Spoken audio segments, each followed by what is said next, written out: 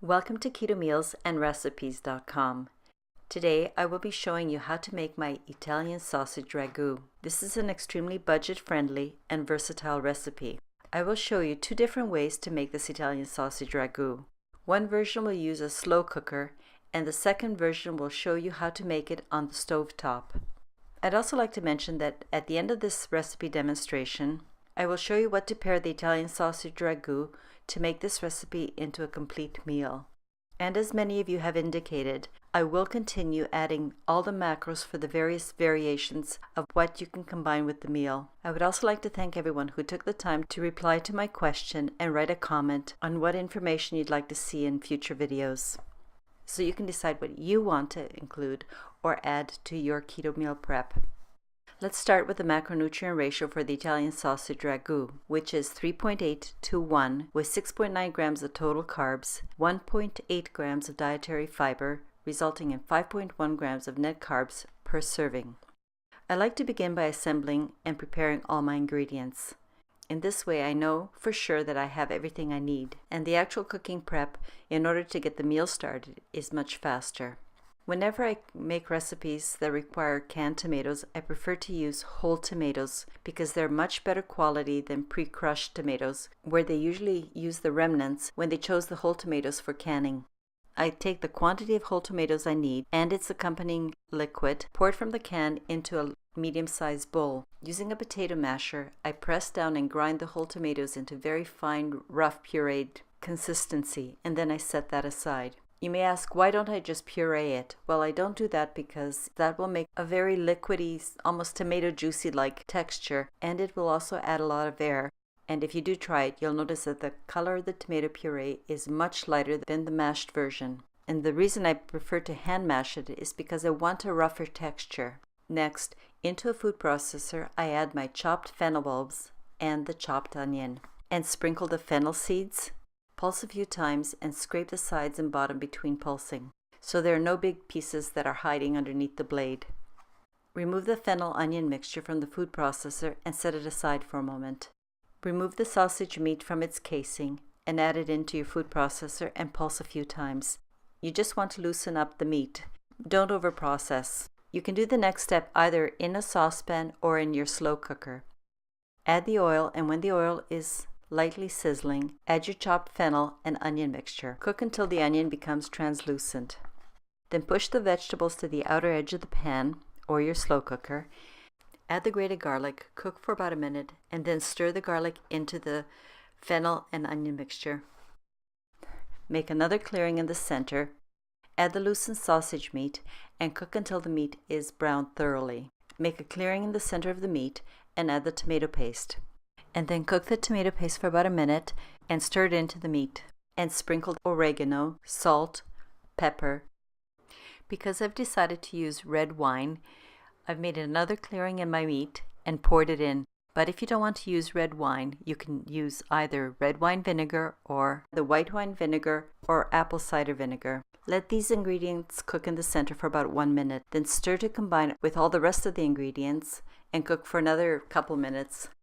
As I mentioned, if your slow cooker has a stovetop setting and you can saute everything directly in the slow cooker, just do it that way. Otherwise, if you use the separate pan and wish to continue with the slow cooker, just transfer everything to your slow cooker after you've browned the meat and combined everything. And then pour in the crushed tomatoes and the water. Place the lid on your slow cooker and set the timer for 6 to 8 hours.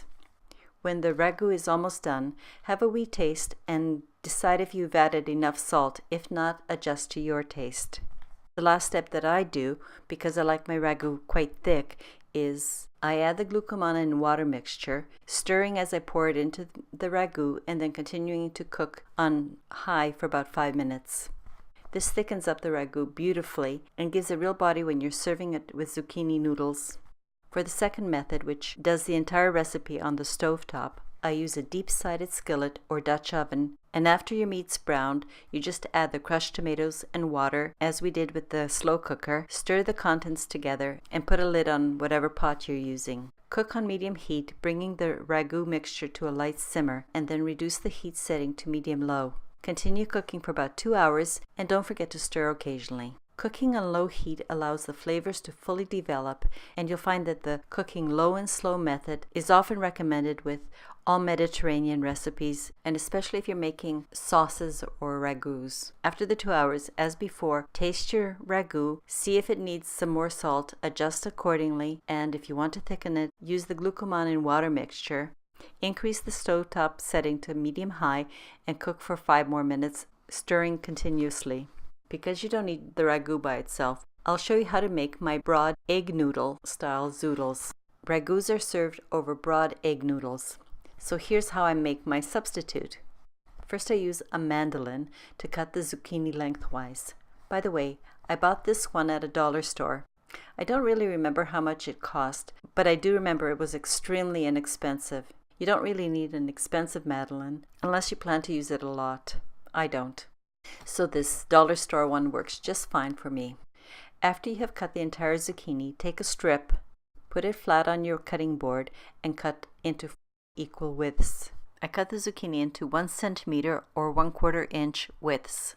To prepare my noodles, I then melt some butter in a frying pan, and once my butter starts sizzling, I place the zucchini broad noodles into it. Cook for about 1 minute and toss gently. Keep cooking and tossing until your zoodles are just at the al dente stage. You don't want to overcook because they'll be too soft and mushy and won't work well with the ragu. The reasons for this are, when the zoodles are al dente or on the firmer side, they have a better texture and mouthfeel. And also by not overcooking, you'll retain more of the zucchini nutritional value. The more you cook vegetables, the more nutrients are lost. When I'm ready to serve, I place my zoodle serving in the center of the plate and make a bit of a dip in the center, and then I place the sausage ragu into that dip. It's delicious just like this, but I like to sprinkle a bit of grated Parmesan on top. Here are the macronutrients for the Italian sausage ragu and the zoodles prepared in butter. Sometimes I make my easy keto buns and rolls and serve 1 per person. We like to dip the buns in the sauce as we eat our meal. Now here's the macronutrient breakdown for the Italian sausage ragu, the zoodles, plus 1 bun. Another option is to also have a treat such as my chocolate truffles. These chocolate truffles are a delicious fat bomb which increases the healthy fat content for the entire meal. And we enjoy about 2 of them with a cup of decaf. Here's the macronutrient for this option. Or if you're really hungry, have the entire combo of zoodles, Italian sausage ragu, a bun, and 2 truffles. And here's the macronutrient chart for the complete option. As you see, the macronutrients are really quite reasonable. By the way, the Italian sausage ragu makes a wonderful prep-ahead freezer meal. I hope that you will enjoy this cost-effective comfort meal. Thank you for watching my video.